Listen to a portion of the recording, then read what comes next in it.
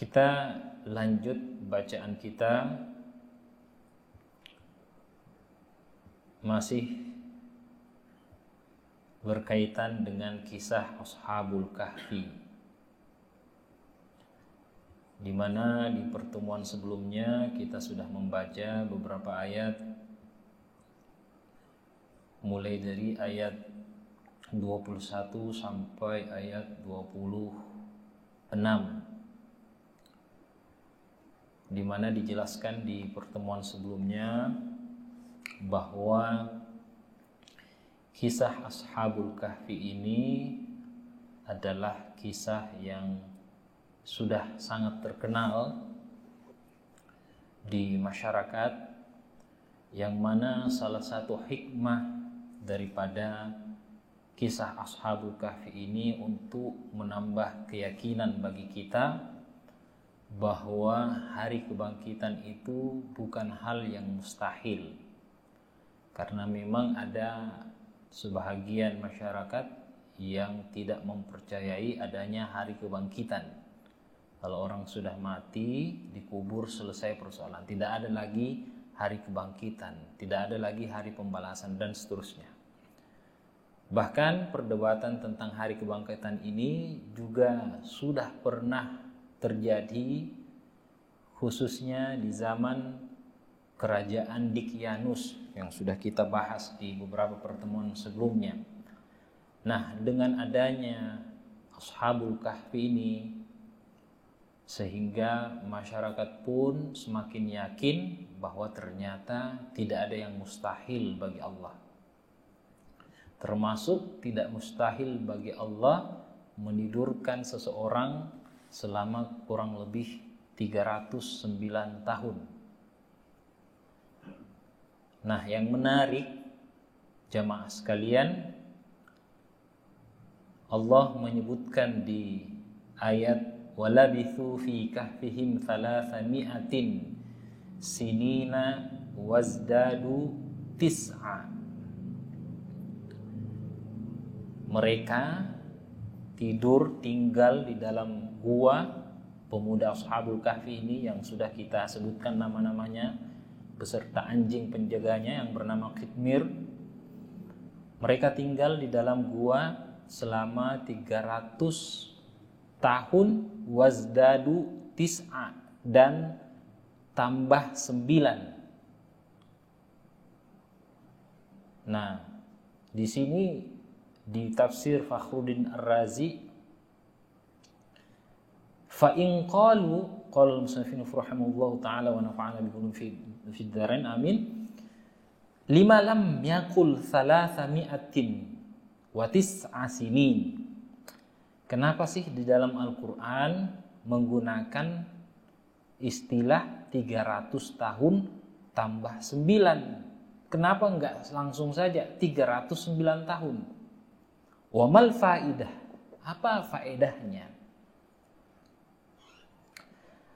Nah, kemudian kata beliau, kanatil muddatu 300 sanatin minas sinina syamsiyah.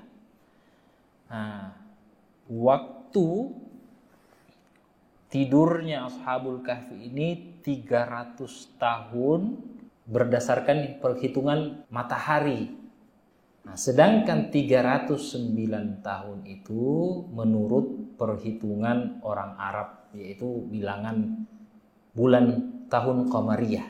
Nah, jadi seakan-akan dengan menyebutkan 300 ditambah 9 tahun mencakup dua perhitungan. 300 tahun berdasarkan Syamsiyah tambah 9 tahun untuk perhitungan Qamariyah.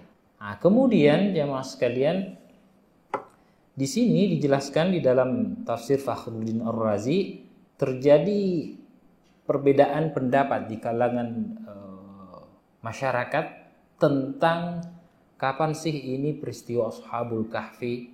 Nah, faqila, ada pendapat yang mengatakan peristiwa Ashabul Kahfi ini terjadi sebelum zamannya Nabi Musa alaihissalam. Jadi sebelum Nabi Musa diturunkan kepada umat Bani Israel, itu terjadi peristiwa Ashabul Kahfi. Wa anna Musa dzakarahum fit Taurat. Karena memang peristiwanya ini terjadi sebelum zamannya Nabi Musa, makanya di dalam kitab Taurat itu disebutkan juga kisah Ashabul Kahfi. Ini menurut pendapat yang pertama. Walihada sabab, karena itulah orang-orang Yahudi sa'alu anhum, memang menanyakan tentang peristiwa Ashabul Kahfi. Itu artinya memang nenek moyangnya dulu memang sudah sempat membicarakan. Karena mereka juga dapat informasi dari kitab Taurat, kitabnya Nabi Musa. Sehingga yang kemarin kita jelaskan bahwa orang-orang Yahudi itu bertanya kepada Nabi Muhammad tentang 3 hal. Yang pertama tentang roh, kemudian tentang Dzulkarnain, dan juga tentang Ashabul Kahfi yang kita bahas. Nah, kemudian wakila, ada juga yang mengatakan innahum dakhalul kahfa qablal masih. Ada yang mengatakan terjadi sebelum zamannya Nabi Isa al-Masih, Isa alaihissalam.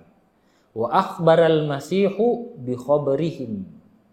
Dan memang Nabi Isa mengabarkan tentang kisah Ashabul Kahfi ini. Thumma bu'ithu fil waqtil ladzi baina Isa alaihissalam wa baina Muhammadin. Nah, jadi dia masuk ke dalam gua sebelum zaman Nabi Isa alaihissalam, dan mereka dibangkitkan itu pada zaman antara zamannya Nabi Isa dengan zamannya Nabi Muhammad sallallahu alaihi wasallam.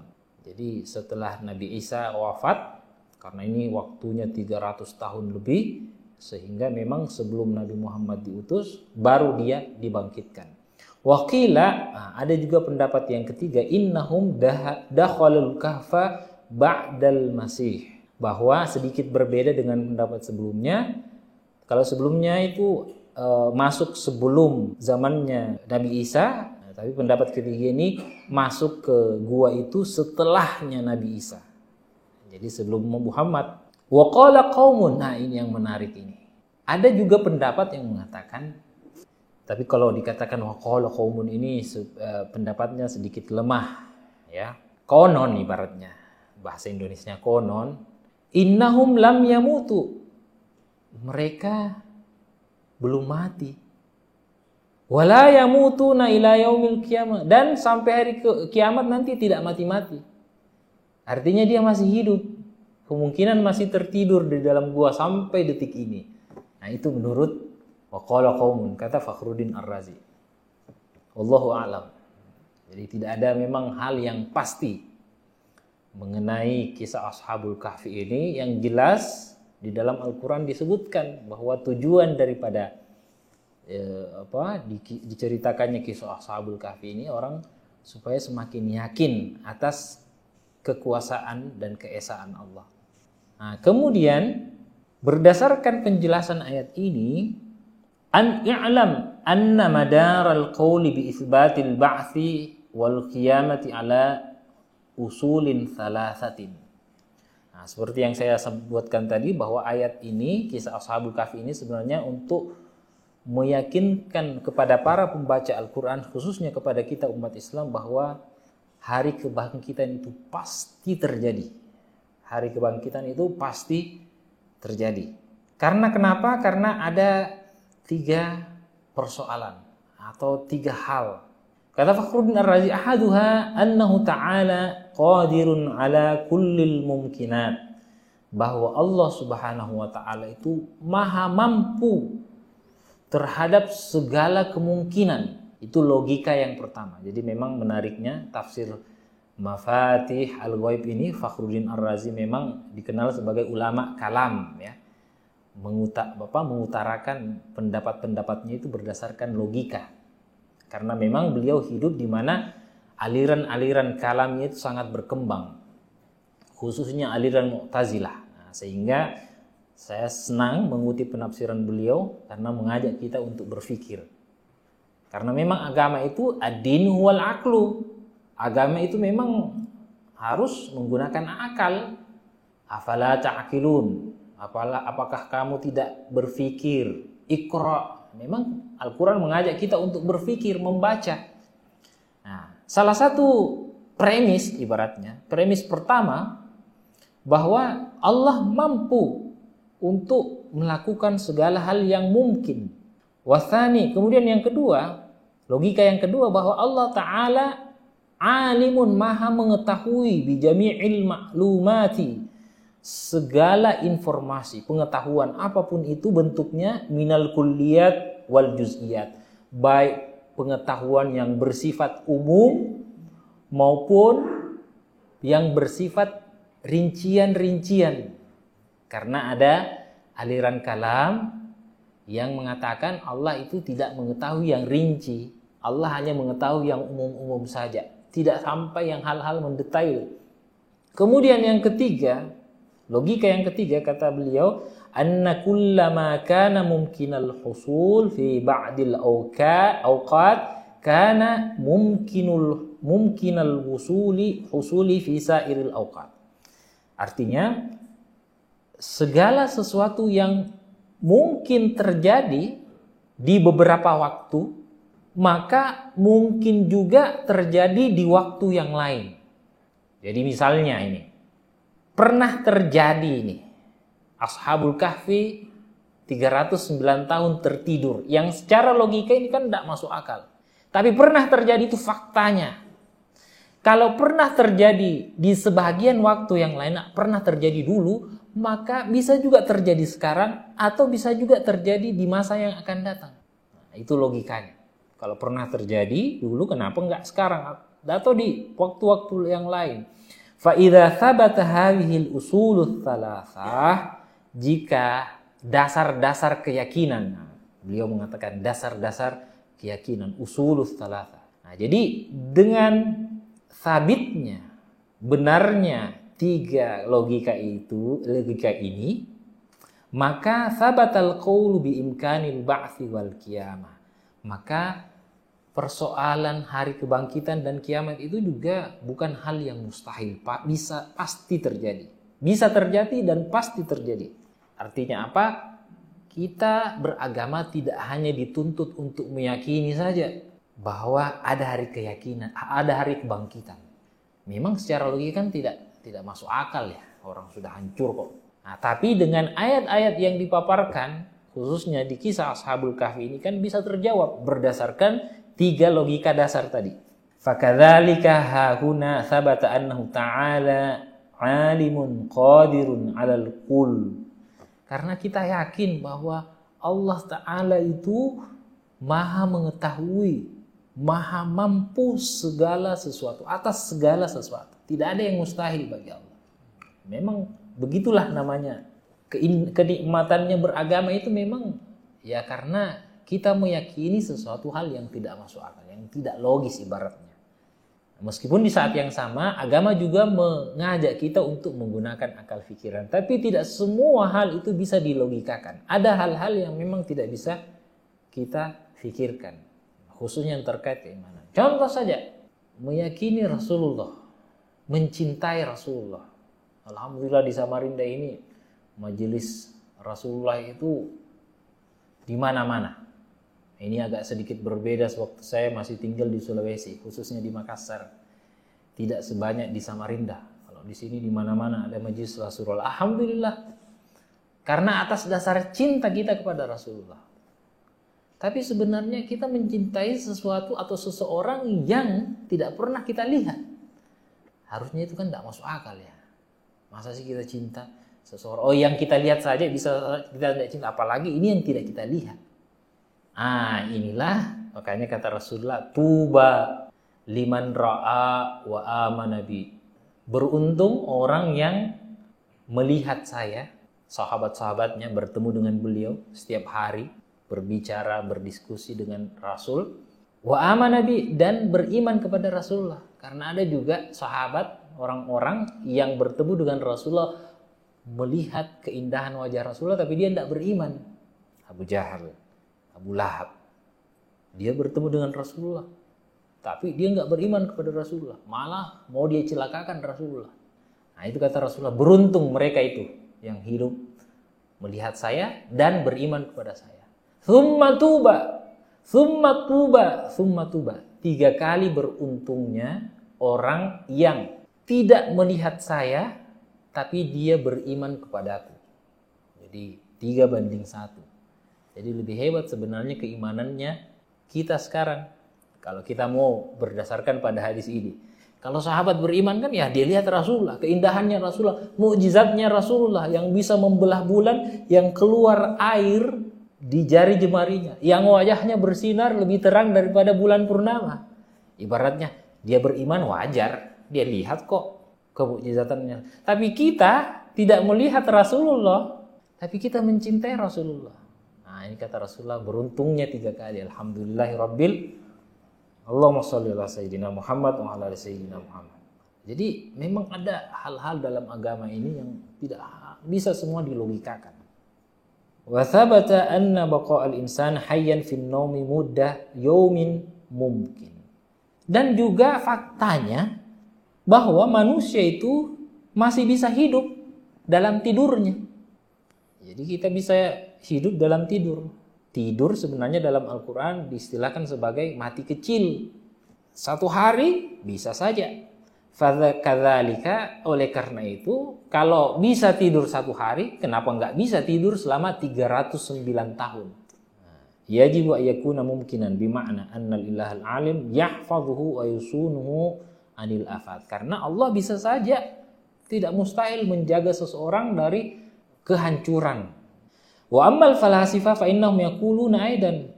Kata Fakhruddin Ar-Razi, bahkan para ahli-ahli filosof la yab'adu kul iskalin falakiyah gharibah. Mereka juga mengakui hal-hal yang tidak masuk akal itu bisa saja terjadi. Nah, ini para ahli-ahli filsafat yang memang selalu menggunakan logikanya. Mereka juga mengakui. Wa aqulu, kata beliau Fakhruddin Ar-Razi, hadhihi suwar ats-tsalatsa al-muta'aqibah ishtamala kullu wahidin minha ala husulin halatin ajibatin nadiratin fi hadzal alam. Ada 3 surah yang berdempetan, berurutan, yang memang menceritakan di dalamnya kisah-kisah yang ajibah, yang menakjubkan, yang nadirah, yang gharibah, yang tidak masuk akal. Fi hadzal alam, yang memang sudah pernah terjadi di alam raya ini. Maksudnya beliau di sini yang kita bacakan surah Ashabul Kahfi. Surah Ashabul Kahfi itu surah yang ke-18. Surah sebelumnya itu surah yang ke-17, surah Al-Isra. Surah Al-Isra. Setelahnya Ashabul Kahfi ini, surah Al-Kahfi ini surah ke-19, surah Maryam.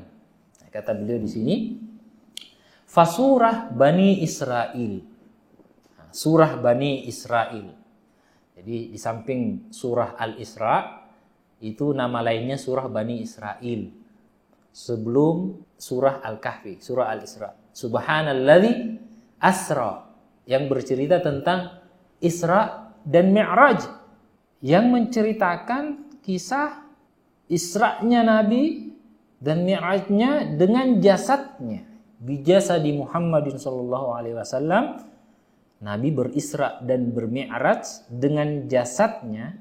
Karena ada juga yang meyakini bahwa Nabi berisra hanya dengan rohnya saja, bukan dengan jasadnya. Tapi bagi mazhab kita, bijasadi Muhammad, dengan jasadnya, real.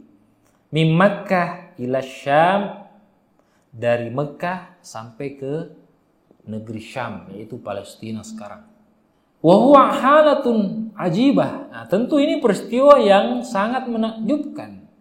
Dalam waktu yang sangat singkat, lailan, bukan 1 malam, hanya sebahagian kecil saja waktu malam. Bisa berpindah dari satu tempat yang dulu itu bisa berbulan-bulan. Kalau naik unta. Kalau sekarang ya bisa beberapa jam saja. Tapi ini tidak sampai berjam-jam. Rasulullah berisra bermi'raj sampai ke Palestina, naik lagi ke Sidratil Muntaha. Nah, ini hal yang sangat menakjubkan tentunya. Di luar akal, pikiran, logika. Kemudian itu di surah Al-Isra. Kemudian di surah Al-Kahfi yang kita baca ini, ishtamalat ala baqa'il qaum fin naumi muddata 300 sanatin wa azyad. Nah, di surah yang kita baca ini, ya, Ashabul Kahfi tidur selama 309 tahun. Wa huwa aidan, juga ini adalah halatun ajibah, peristiwa yang sangat menakjubkan. Wa suratu Maryam, dan surah setelah Al-Kahfi, surah yang ke-19, surah Maryam, ishtamalat ala hudutsil walad la minal ab. Ada orang yang lahir tanpa bapak. Nah, ini kan juga hal yang menakjubkan, yang tidak masuk akal secara logika. Tidak ada sampai sekarang yang lahir tanpa bapak. Hanya Nabi Isa saja. Nah, ini terjadi atau diceritakan pada surah Maryam setelah surah Al-Kahfi ini. Wa huwa aidan halatun ajibah, juga adalah peristiwa yang sangat menakjubkan. Wal mu'tamadu fi bayani imkani kulli hadhihi al-ajaib wal gharaib al-madhkura fi hadhihi suwar ats-tsalatsa al-mutawaliyah. Nah, yang menarik karena memang 3 peristiwa ini diceritakan secara berurutan. Nah, mulai dari surah Al-Isra tentang Isra Mi'raj, kemudian di surah yang kita baca Al-Kahfi tentang Ashabul Kahfi, dan nanti akan kita baca mungkin juga di surah yang setelahnya tentang kisah Nabi Isa, Maryam yang melahirkan Nabi Isa tanpa bapak. Wa mimma yadullu ala anna hadzal ma'na minal mumkinat, dan di antara hal-hal yang menunjukkan bahwa hal ini adalah sesuatu hal yang memungkinkan, tidak mustahil, anna Aba Aliyin Ibn Sina. Jadi namanya Ibnu Sina itu Aba Ali. Ya, kalau orang barat sudah rubah namanya, bukan Ibnu Sina tapi Avicenna. Nah, ini ilmuwan muslim sebagai peletak dasar keilmuan kedokteran modern. Jadi pakar kedokteran. Teori-teori Avicenna Ibnu Sina ya tentu masih dipakai sampai sekarang. Dzakara fi bab az-zaman min kitab asy-syifa. Nah, ini beliau menyebutkan dalam sebuah kitab yang bernama Syifa, penyembuhan. Karena memang pakar kedokteran ya, dia membahas tentang penyembuhan. Anna Aristoteles. Nah, Aristoteles maksudnya. Ini bahasa Arabnya agak susah dibaca ini. Tapi yang kita kenal Aristoteles Al-Hakim, dzakara annahu arada liqaumin minal muta'allihina. Beliau menyebutkan, jadi Ibnu Sina mengutip pendapatnya Aristoteles, bahwa Aristoteles pernah bercerita tentang seorang kaum atau tentang suatu kaum minal muta'ahilina, muta'allihina ya, yang didewakan, yang dituhankan, yang disembah. Halatun syabihatun bihalati ashabil kahfi, yang serupa dengan keadaannya ashabul kahfi.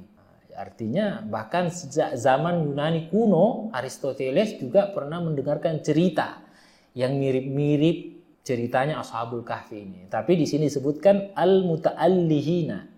Al-muta'allih ini artinya yang didewakan, yang dituhankan. Ya, kemungkinan ini ashabul kahfi yang memang kisahnya ini kan luar biasa. Nah, kenapa Nabi Isa dipertuhankan? Karena dia lahir tanpa bapak. Logikanya kan begitu. Semua manusia lahir dari ayah dan ibu. Berarti kalau tidak lahir dari bapak, berarti bukan manusia, berarti dia Tuhan. Nah, logikanya begitu sebenarnya orang. Ya kan? Karena dia tidak punya bapak, berarti dia bukan manusia. Karena manusia itu harus ada bapaknya, harus ada ibunya. Kalau tidak ada bapaknya berarti bukan manusia. Kalau bukan manusia berarti Tuhan dong dia. Atau anak Tuhan. Nah, sebenarnya masuk juga logikanya. Tapi sebenarnya kalau kita bantah, harusnya bukan Nabi Isa yang dituhankan. Nabi Adam. Nabi Adam bukan hanya bapak, tidak ada. Mamanya juga tidak ada. Jadi logikanya, kalau kita main logika ya. Kalau Nabi Isa dituhankan karena tidak bapak, harusnya lebih utama dituhankan Nabi Adam. Karena tidak ada bapaknya, bahkan tidak ada ibunya. Ini ada disebutkan oleh Aristoteles menurut Ibnu Sina. Tsumma qala Abu Ali. Nah, tapi ini menurut Abu Ali yang dimaksud di sini adalah Ibnu Sina. Wa yadullu tarikh ala annahum kanu qabla ashabil kahfi. Tapi sejarah menyebutkan, fakta sejarah menyebutkan sebenarnya mereka itu yang dipertuhankan itu tadi, yang mirip keadaannya seperti ashabul kahfi, bukan ashabul kahfi. Ada kaum lain yang dipertuhankan, tapi ini terjadi sebelum masa ashabul kahfi, artinya berbeda. Nah, kemudian kita lanjut. Watlu ma uhiya ilaika min kitabi rabbik. Bacalah apa yang diwahyukan kepadamu min kitabi rabbik, yaitu kitab Tuhanmu. Kitab Tuhan kita adalah Al-Qur'an. La mubaddila li kalimatihi. Tidak ada yang bisa mengubah-ubah kalimat-kalimatnya. Dan terbukti sampai sekarang Al-Quran masih otentik sejak pertama kali diturunkan kepada Nabi Muhammad 14 abad yang lalu sampai sekarang tidak berubah-berubah sampai hari kiamat. Karena Allah menjamin tidak ada yang bisa mengubah kalimat-kalimatnya. Walan tajida min dunihi multahada. Dan kamu tidak akan bisa menemukan tempat berlindung selain kepada Allah Subhanahu wa ta'ala. Nah, di sini bacakanlah ya. Watlu itu artinya bacakanlah, bukan bacalah. Nah, dalam bahasa Arab itu berbeda antara iqra dengan utlu. Kalau surah Al-Alaq iqra, bacalah. Tapi di sini utlu. Nah, di sini dijelaskan kalau iqra itu yatanawalul qira'ah faqat. Artinya iqra hanya cukup dibaca saja. Tapi utlu yang kita baca ini yatanawalul qira'ah wa yatanawalul itba'ah. Tidak hanya dibaca saja, tapi harus diikuti bacaannya. Maksudnya diikuti, harus diamalkan, diikuti dengan perbuatan. Nah, ini menunjukkan bahwa memang Al-Quran tidak hanya dibaca saja, tapi harus juga diikuti dengan pengamalan kehidupan kita sehari-hari. Nah, sehingga fayakunul makna ilzam qira'atal kitab alladhi uhiya ilaik. Biasakanlah untuk membaca Al-Quran. Ya, karena memang keutamaan membaca Al-Quran itu sangat tinggi. Kata Rasulullah, iqra'ul Quran, bacalah Al-Quran, karena nanti Al-Quran itu akan mendatangi kita di hari kemudian untuk memberikan syafaatnya. Wa alzam al-amala bihi. Harus juga biasakan untuk mengamalkan apa-apa yang terkandung di dalamnya. Nah, itu maksudnya. Watlu ma uhiya ilaika min kitabi rabbik. Bacakanlah, bukan hanya sebatas membaca saja alif sampai ya, tapi harus juga diikuti bacaan tersebut dengan perbuatan dalam kehidupan sehari-hari. Wasbir nafsaka ma'alladzina yad'una rabbahum bil ghadati wal 'ashyi. Bersabarlah engkau. Nah, lagi-lagi ditujukan kepada Nabi Muhammad. Ma'alladzina yad'una rabbahum bil ghadati wal 'ashyi. Bersama orang-orang yang menyeru kepada Allah pagi dan petang hari. Orang yang senantiasa berdoa, orang yang senantiasa beribadah di waktu pagi dan di waktu petang hari. Yuriduna wajhah. Mereka mengharap wajahnya. Bukan diartikan wajahnya Allah. Yuriduna wajhah. Tapi yang dimaksud adalah yuriduna ridwanahu. Mereka menginginkan keredaannya Allah. Karena Allah laisa kamitslihi syai'. Allah tidak punya wajah. Tidak bisa disamakan, diserupakan dengan manusia. Meskipun secara letter-let, secara redaksi mengatakan yuriduna wajah, tapi di sini diterjemahkan mengharap keridaannya. Wala ta'du 'ainaka 'anhum. Jangan kedua matamu itu berpaling dari mereka.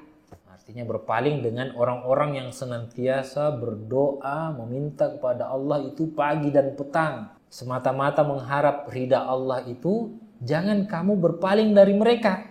Wala ta'du 'ainaka 'anhum. turidu zinatal hayatid dunya, hanya karena mengharapkan perhiasan kehidupan dunia semata. Wala tuti' man aghfalna qalbahu an dzikrina, jangan engkau menaati, mengikuti orang yang hatinya telah kami tutup, kami lalaikan mereka, an dzikrina, dari mengingat kami, berzikir kepada kami. Wattaba' hawa, dan mengikuti hawa nafsunya. Wa kana amruhu furuta, dan keadaannya melewati batas. Sebenarnya ada kisah daripada ayat ini. Nah, dikisahkan di sini disebutkan pernah suatu ketika ada petinggi-petinggi kafir Quraisy yang datang menghadap kepada Nabi Muhammad SAW sebelum dia masuk Islam. Jadi ada orang-orang kafir yang mau masuk Islam dari para petinggi orang-orang Quraisy ini datang kepada Rasulullah. Ketika orang kafir ini yang mau masuk Islam datang menghadap kepada Rasulullah, dia mendapati Rasulullah bersama dengan beberapa sahabat Nabi yang miskin-miskin, orang-orang yang fakir, di antaranya Salman Al-Farisi. Nah, Salman Al-Farisi memang ini terkenal sebagai sahabat yang fakir, yang miskin, yang sedang memakai selimut jubah dan tubuhnya mengeluarkan keringat yang mengeluarkan bau yang kurang sedap lah ibaratnya. Salman Al-Farisi ini beserta sahabat-sahabat yang lain ini sedang menganyam daun korma. Jadi sedang ada yang dia lakukan, akhirnya keringat, karena panas matahari keringat. Orang kafir Quraisy yang mau masuk Islam ini berkata kepada Rasulullah, Nabi, apakah bau keringatnya itu sahabat-sahabatmu tidak mengganggu ya? Baunya luar biasa. Kamu tidak merasa terganggu ini? Kami ini kan petinggi-petinggi orang-orang kafir Quraisy, orang-orang bangsawan, ibaratnya para pejabat tinggi lah, yang parlente, pakaiannya bagus-bagus, selalu pakai parfum, harum-harum yang mahal-mahal. Ini kayaknya kalau kami masuk Islam ini bisa saja semua petinggi-petinggi yang lain juga masuk Islam. Kalau kami masuk Islam ini kami dari suku kelompok yang bangsawan ini. Tapi kalau kehadiran mereka ini ada di sampingmu ini bisa saja ini kami pertimbangkan kembali masuk Islam. Bisa nggak Nabi? Kamu usir aja dulu tuh, suruh pergi itu. Kayaknya enggak cocok lah kita ini mau masuk Islam dari kalangan bangsawan, kemudian ada orang-orang miskin yang keringatan di situ. Turunlah ayat ini. Yang saya tadi terjemahkan. Wasbir, bersabarlah Nabi Muhammad. Ma'alladzina, orang-orang yang berada di sekelilingmu yang bau-bau keringat itu, mereka itu yad'una rabbahum bil ghadati wal asyi, senantiasa berdoa kepada Allah pagi dan siang. Sementara orang kafirnya baru datang langsung mau mengatur-ngatur. Kan ini tidak ada adabnya ibaratnya. Yuridu, bahkan mereka ini orang miskin ini masuk Islam mengikuti kamu, yuridu memang semata-mata karena keridhaan Allah. Sementara orang-orang petinggi kafir Quraisy ini ada maunya, karena ada udang di balik batu. Wala ta'du ainaka anhum, maka jangan sekali-kali Rasul kamu berpaling dari dia, turidu zinatal hayat, hanya karena mau bersama-sama dengan para pejabat bangsawan yang harum-harum itu. Wala tuti', dan jangan kamu ikuti permintaannya, man aghfalna qalbahu, yang sudah kami lalaikan, kami tutup hatinya, an dzikrina, untuk mengingat kami. Wattaba hawa, dia mengikuti hawa nafsunya. Wa kana amruhu furuta, dan ini melampaui batas. Masa ada orang yang sudah ada duluan disuruh pergi di situ karena nggak mau silam. Nah, ini salah satu adab ya yang diajarkan oleh Al-Quran. Karena waktu, insyaallah kita akan lanjut di pertemuan berikutnya. Wa qulil haqqu min rabbikum faman syaa'a falyu'min wa man syaa'a falyakfur. Nah, ini menarik juga, nanti akan kita bahas tentang perbuatan manusia. Ini akan terjadi perdebatan antara Mu'tazilah, Jabariyah, Qadariyah dan Asy'ariyah. Insyaallah kita akan lanjut di pertemuan berikutnya. Saya akhiri, mohon maaf jika ada kesalahan kekurangan. Wallahul hadi ila siratal mustaqim. Assalamualaikum warahmatullahi wabarakatuh.